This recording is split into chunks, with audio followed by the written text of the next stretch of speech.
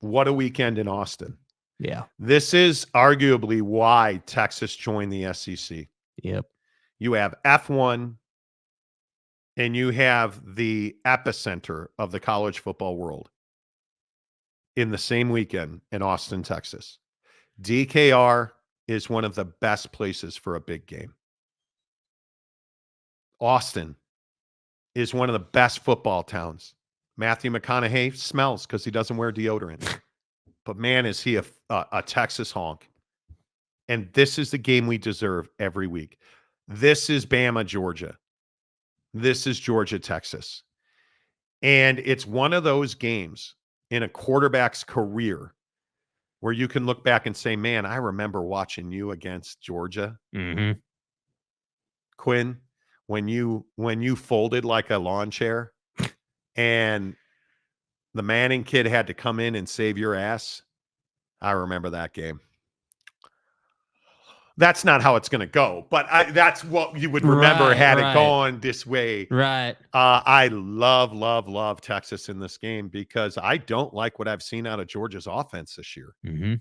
That for me is something that is stuck in my craw. I look at the way that Texas went to Michigan and just dominated a really crappy Michigan team. Like, they're just not good. That wasn't a proving ground. Like, did you learn anything about Texas? Sure. They could go stand in front of a hostile crowd that wasn't really that hostile. And you could beat the hell out of a bad football team. Yeah. Okay. You had to do that. Big time TV, a lot of people watching. Texas made a point. But when I look at Georgia and I look at that Georgia-Bama game and I say to myself, what do we learn about Georgia in that game? It's not really what we learned about Georgia in that game. Carson Beck threw 3 really not great interceptions that day. Yeah. And the other thing that's so scary is Georgia was not able to run the football that day. And so I start saying to myself, is Trevor Etienne a guy that you're like, dude, game changer? Is he a guy that you're like, man, did you see him run for 35 yards against Mississippi State? Because I did, and I was not impressed. Did you see him run for 88 yards against a bad Auburn team? Because it's garbage. I did, and I was not impressed. Yeah. This Georgia offense isn't Ladd McConkey's Georgia offense. This Georgia offense is struggling under the weight of replacing the weapons that they have lost in Brock Bowers. They're not the same offense. And I think the Alabama game was in the exact right moment in time, because it gave you a chance to heal in front of Auburn and Mississippi State. Those are not good football teams before you head to Austin. And so I ask myself, okay, what did I really see in that game? Are Smith and Bell wide receivers where you're like, oh, yeah, I mean, they could start anywhere? Maybe. But are they really elite in elite moments against a defense that's well coached, 3 deep at every position, and just coming for that ass? Because that's who Texas is. I don't think they are. I think Texas is far better than Georgia. Mm-hmm. And I think a lot of it is they're just way more potent on offense than the Dogs are. Couldn't agree more, dude. I think that there's a dynamic at play that people, I think, aren't talking about a lot, and it's the changing of the guard in the SEC. Texas is going to move to 7-0 this week, 3-0 in conference. Bama and Georgia are both going to be 5-2 and 3-2 in conference. Texas will be head and shoulders above everybody. And the reason that I think they will dominate this game is because it's at home and they understand, Sark and company understand the implications in the conference. They understand, hey, if we can go out and we can not only win this game, but control this game, show a level of play that tells us, hey, Texas is truly the best team in the SEC, people are going to stop doubting them. We're not going to hear, is Texas the best team in the country anymore. They will be the best team in the country, and people will put respect on their name. And I think when you look at the last 5 for each of these teams, Texas is with, pretty consistently putting up 50 points. Tested. Like against other opposition. Like I look at this and I'm just like, I know it was UTSA and UL Monroe, Monroe. It's still 50 points in a college football game. So to me, you're not putting up 50 against Georgia. With your second quarterback, I'd remind you. Who is better than your first quarterback, in my opinion. More talented, more explosive. So even if you did get to Quinn in this game, they got a guy behind him. So to me, this is my prediction for this is somewhere in the neighborhood of 40 to 43 points for Texas. And I think Georgia's going to be in the high 20s, 28 to 30. I totally disagree. I think Georgia's done a great job protecting Carson Beck. They should be running the ball far better than they are. But Georgia's fast. And this Georgia defense has had really one bad half. Yeah, it turns out that was against Alabama in the first half.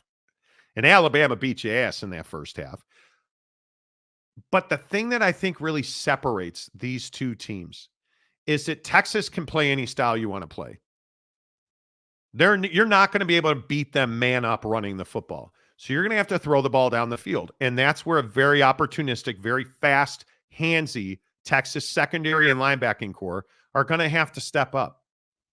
This is not a 70-point game. Sorry, kids. This is going to disappoint you. It's going to be a high 50s game. Because I think you're looking at 27-24. You're looking at a lower scoring game because these are arguably the two best defenses in the country. And I look at what this Georgia defense has done. They had one bad half against Alabama. One.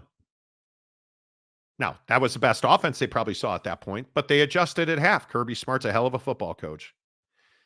But talent wins games like this. You can coach them, you can prepare them. But when you snap the football, guys are going to run routes and dudes are going to have to cover them. And that's why Texas is going to win this game. And I think it's going to be very close. I think that when I look at some of the things in this game and I look at some of the ways that Texas will win this game, I am very curious to see what Quinn Ewers does and how healthy Quinn Ewers is. I think he is going to have his finest day. And that's going to be 280 yards. Georgia's defense is not going to scare Quinn Ewers. They're not, because that massive rush where you're always under pressure, that's not who Georgia is this year. They don't have that blow up your offensive line defensive tackle. Right. But they have enough to make you nervous. But Quinn Ewers is a guy who completes a nice percentage. He puts his ball placement is really strong. But is he that guy tomorrow? I think he is. And I think that's why you're going to have to show that Quinn Ewers is capable of beating Georgia's secondary. And I think he is. And I think Texas is the best team in the country. But I think this is going to be mighty close. If a team scores 30 points, they win the game. And I think that's why I'm going to take Texas 27-24, 30-27, something like that. Lower score, high 50s total. It's in Austin. Crowd's jacked. McConaughey's going to smell terrible. And I think Texas wins by a field goal. Kirby Smart's 2-4 against the top 5. 0-3 versus Bama. This game is on the road for Georgia, just the same way it was on the road for Georgia against Alabama. I don't trust Kirby Smart to prepare his team for big games like this on the road. At home's a different story. We're not talking about it at home. So, hey, if they're talented enough to win the ball game, I'm not saying that they're Georgia is. Yeah, Georgia's talented enough to win the ball game. There's no question about it. But Kirby has not shown me an ability to prepare his team for big games like this. And that's where I say I don't disagree with anything you're saying. I just think that Texas is going to have a ball out performance. I think Texas is going to show us, hey, we are the best team, and here's why. And that's why I have, that's why I have it 40-28 type game. Because I just think that this is really Texas's first opportunity to do this to someone of this stature this year. I think it's going to be close. Could I see a blowout for Texas? I can't. Georgia's too talented. Georgia's too good. They're ready. They. Do you have concerns about Kirby in big games like this? I mean, I don't. yeah. I think he's won the national championships. He's won the big games. I agree. It was a little shocking to see the defense be so bad in the first half against Bama. Yeah. Because it was bad. They just didn't get off the bus until And it halftime. would be surprising if that happened again. I will say that. But I don't know. We'll see. We'll see. I have faith in Texas. A lot of faith in Texas in that offense. I think the defensive line has to show that they're this ready. And Bemis, I understand your pick. You're not 10 points better than Georgia. I don't know that anybody's 10 points better than Georgia. And I want to see Quinn Ewers be healthy, because as much as I like Arch, this is a game that you don't put rookies into this game. This is a game where you need a guy who's done it. And Quinn Ewers has done it. And I would agree with that. Yeah. Jay McClanahan says Texas 35, Georgia 24. UW fan Jim, Sark has Sark won a big game yet? Yeah, I think he has. Yeah, he went on the road and beat Bama last year. I think he has. He can do this. I absolutely think he has. Delaric, also, Texas is super deep on rosters, so any injury is like, okay, he's hurt, next one up, unlike a lot of other teams. And their defense, Pete Kwiatkowski is stud, dude. A great defensive but coordinator. To this point, I'd also say Georgia's the same way, though. Let's not discount Georgia's depth. Georgia is deep. There's not a talent disparity here. I mean, they're basically on the same level. Where your elites are, okay, that's different. I don't think that Georgia's shown that their front four is awesome, game-changing, disruptors. We haven't seen that out of Georgia's front this year. And I do think at quarterback, it's a serious question. Who has the better day? Because Carson Beck has shown us he can have big games. Oh, yeah. But they haven't run the ball well at all. Yeah, he's also shown us the other side. So, Quinn's been hurt a little bit this year, inconsistent playing time. Like if he wins this game, if Carson Beck wins this game, he's the front runner for the Heisman. Yeah. And this is the Ashton Ginty argument. Yeah. Ashton Ginty doesn't have Texas at DKR. Ashton Ginty doesn't have Bama. It's a privilege to play in these kind of games. Yes, it is. And it's why you earn all that NIL money. You know what I'm saying? Like, Bovine 1, Mike Gundy none, barbecue after party. So many BYU. I'm warning you, BYU fan. Please hear me. You have accomplished nothing. And I want you to listen to me. I love my BYU fan base. We have a ton of BYU fans that listen to this show. I am begging you. I am begging you to understand you haven't done anything. It's true. 6-0 is great. You're only halfway through the season. Job's not finished. Yeah. You haven't done anything, and the arrogance and the mouthing off. Save that for December. Save that for after the Holy War. Yeah. You have done nothing. You have won nothing. You have not proven anything. Because you've got games left to play. And a lot of them. And quality games left to play. And I listen, I understand it. Utah's down. They're hurting. They've lost 2 games. You're undefeated. I get it. Go ahead and write off Oak State and see what happens. Go ahead and look down to the Holy War. See what happens. Lose the next 2 going into Utah. See what happens. That's not how you want to do this. Zip it. Be loud tomorrow or tonight in Provo. Get crazy. Celebrate after the game, then go to church on Sunday and look forward. Because then now you have another game. God bless. And I understand, BYU fan. Listen, I do. This is redemption. But it was redemption Saturday afternoon. That or Sunday, or Saturday night, whatever it was against Arizona. Redemption. You felt good. Saturday afternoon. You got to go to Orlando next weekend. I'm warning you. And I'm hoping that I never have to say I warned you, but I'm warning you. Yeah. Job's not finished. You have got Oak State at UCF, at Utah, Kansas, at Arizona State, and Houston. Do you have a chance to win every one of those games? You do. But you got to beat Oak State first. So settle down, Sparky. Jay Hill ain't scared of Isaac Wilson. You shouldn't be worried about Isaac Wilson. You should be worried about Garrett Rangel. My point exactly. Be worried about Garrett Rangel.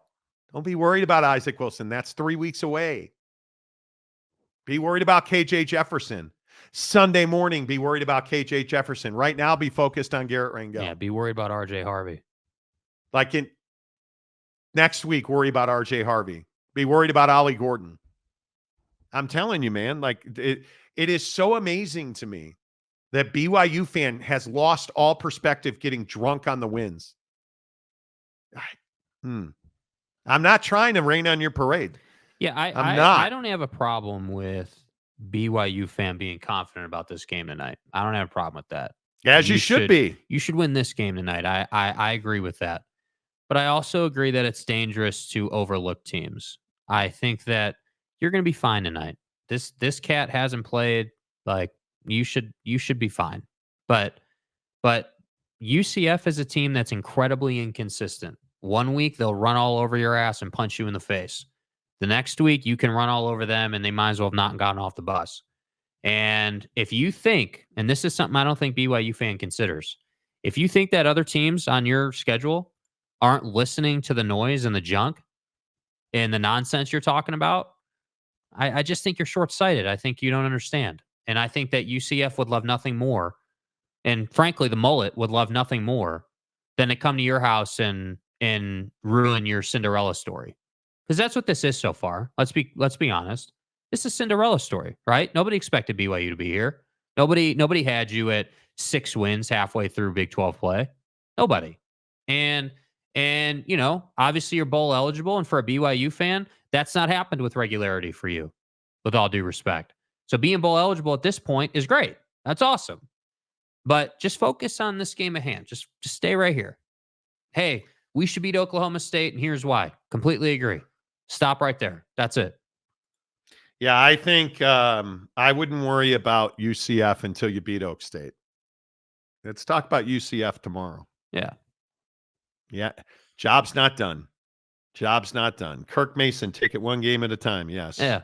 Tanner Plummer. LOL Marty projecting his abusive relationship with Notre Dame on us Y fans. No, you guys are projecting your overconfidence and setting yourself up to be disappointed. Chrissy, UCF got a QB that can sling the ball. Ja'Cory Brown took KJ Jefferson's job. Not yet.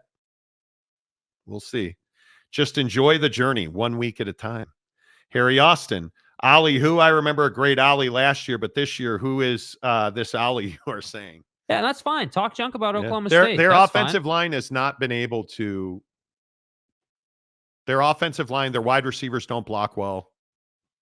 They don't use the tight end. Yeah. Mayor McCluskey, Jay Hill ain't scared of Ollie Gordon. To be honest, the mayor is nervous about every game. It's BYU for crying out loud. Well, there is that. Cougs Johnson, while Monty is right, I looked up stats, and BYU hasn't had a top 10 season since 96. My crappy Washington State football has 5 of them since then.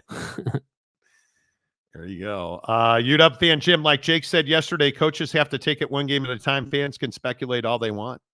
And that's fair. That it? Okay. But again, that doesn't work both ways, though. If you speculate and go further, you're going to be disappointed. Delaric, BYU is having a great season, but remember the best team you have played is SMU. Well, K-State. K-State's the best team you played, yeah. Yeah. Yeah.